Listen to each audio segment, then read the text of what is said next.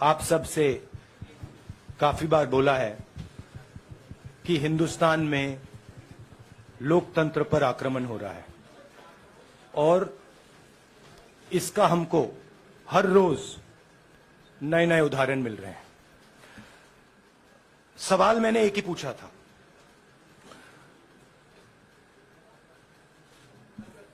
Foundation पे जाता हूं, अदानी जी की शेल कंपनीज हैं,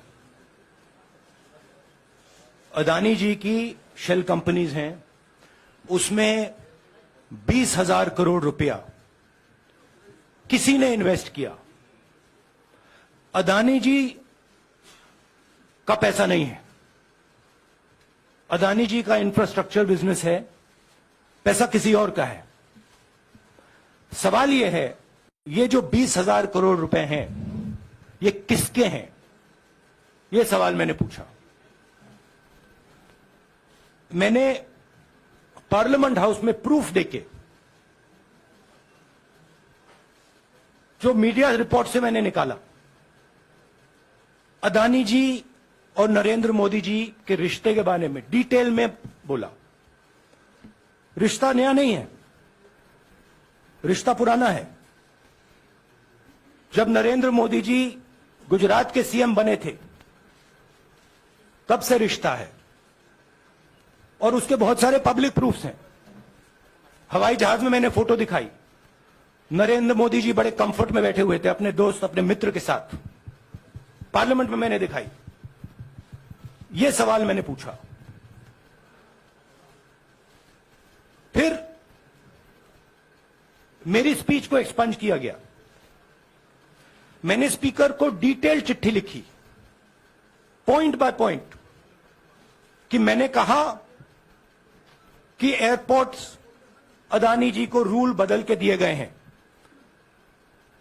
ये लीजिए रूल की कॉपी जिसको बदला गया है। चिट्ठी लिखी, कोई फर्क नहीं पड़ा। फिर मेरे बारे में मंत्रियों ने पार्लियामेंट में झूठ बोला कि मैंने विदेशी ताकतों से मदद मांगी। मैंने ऐसी कोई बात नहीं की है। मैंने कहा स्पीकर से, मैंने जाके कहा, स्पीकर सर, पार्लियामेंट का नियम है कि अगर किसी मेंबर पर कोई एक्यूजेशन लगाता है तो उस मेंबर को जवाब देने का हक होता है। मैंने एक चिट्ठी लिखी,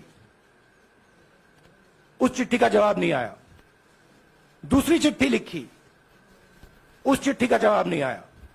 फिर मैं स्पीकर के चेंबर में गया। मैंने स्पीकर सर से कहा, स्पीकर सर, ये कानून है, ये रूल है, इन्होंने झूठा आरोप लगाया है, मुझे आप बोलने क्यों नहीं दे रहे हैं? स्पीकर सर मुस्कुराते हैं, कहते मैं नहीं कर सकता। और फिर उसके बाद आपने सबने देखा क्या हुआ। सवाल पूछना मैं बंद नहीं करूंगा।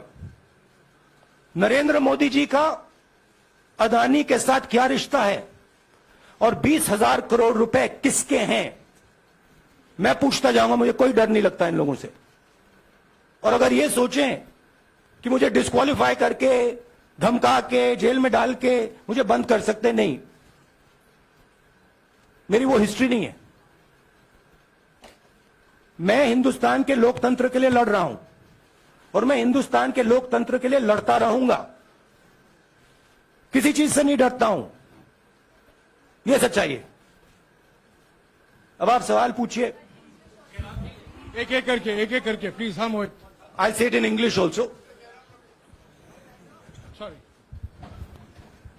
I'll say it in English also. The question begins a few weeks back in Parliament, where I asked the Prime Minister a very specific set of questions. Question number 1,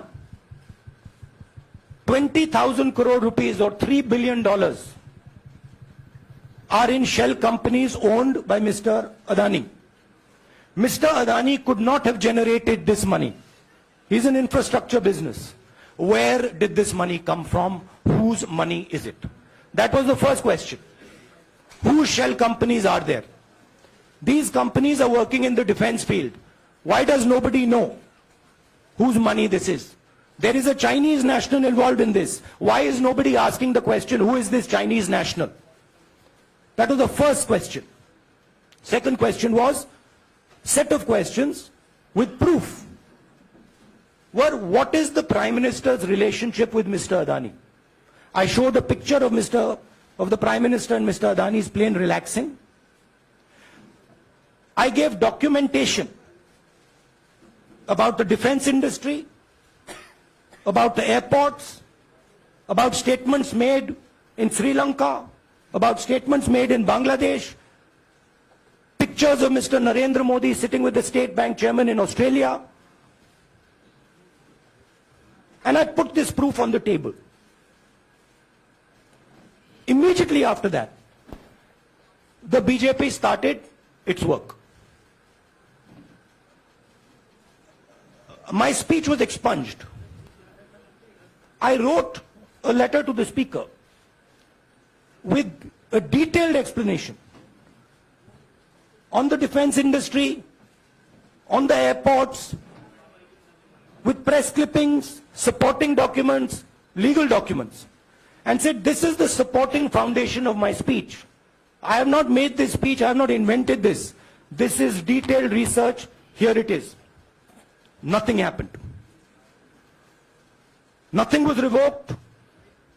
My speech today is not part of the record of Parliament. The same, by the way, was done with Mr. Kharge. After that, BJP ministers lied about me in Parliament. They made the statement to distract from the Adani issue. The whole game, disqualification, and all these statements are to distract from the central question, whose money is it? 20,000 crores, whose is it? Kiska hai ye? That's the main question. The whole thing is to distract. So, they said that I've asked foreign forces to help India. Most ridiculous statement. I have never made such a statement. You can look at all the conversations I had in the United Kingdom. Not one such statement was made. In fact, I said this is India's problem. India has to resolve this problem, right? A minister lies on the floor of the House.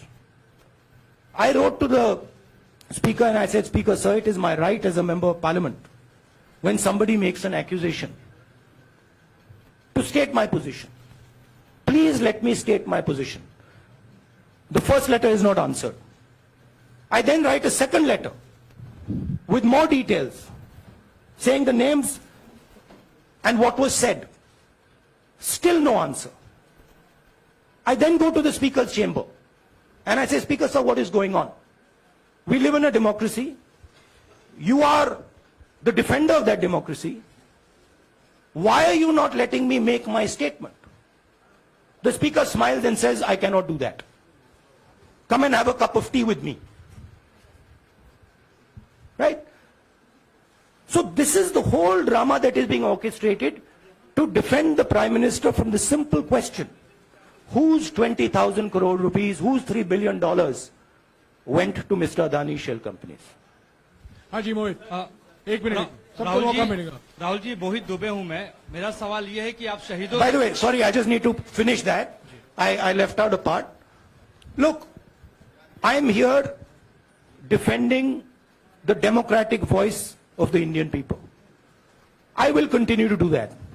I am not scared of these threats, of these disqualifications, of these allegations, of these prison sentences. I don't care. I'm not scared of them.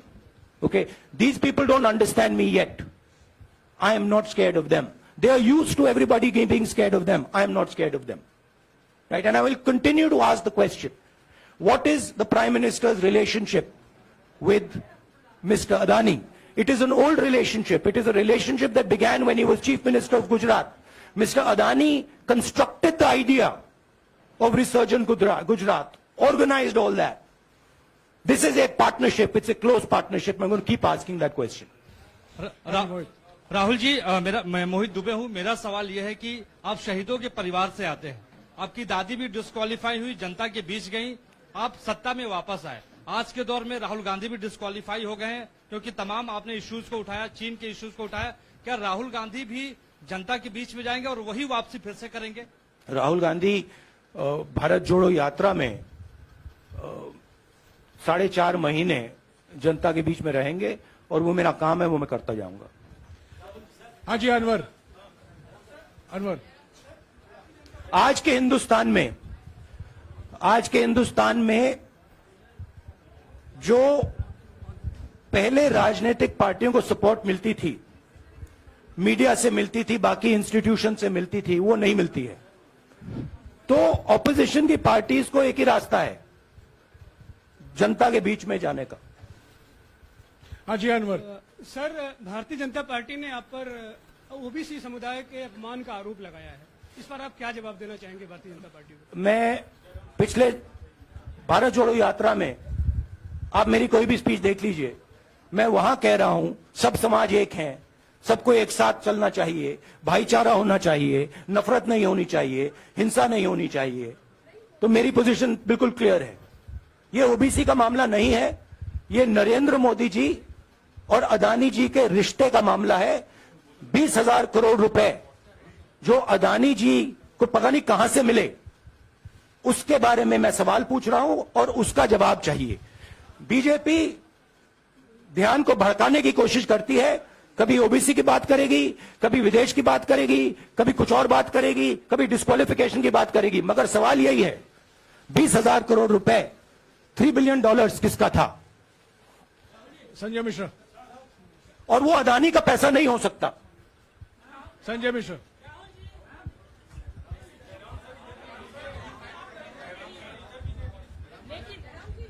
आपने कहा आप डरते नहीं हैं, लेकिन state के target पे हैं और स्टेट आपके खिलाफ है, पूरी स्टेट, पूरी मशीनरी आपके खिलाफ है।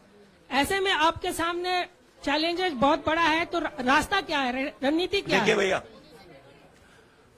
चाहे स्टेट हो, चाहे कुछ भी हो, मैं सच्चाई को देखता हूं। मुझे और किसी चीज में इंटरेस्ट नहीं है, मैं सच्चाई बोलता हूं। राजनीति में ये फैशनेबल बात नहीं है, मगर ये बात मेरे खून में है। मैं और कोई रास्ता निकाल ही नहीं सकता हूं।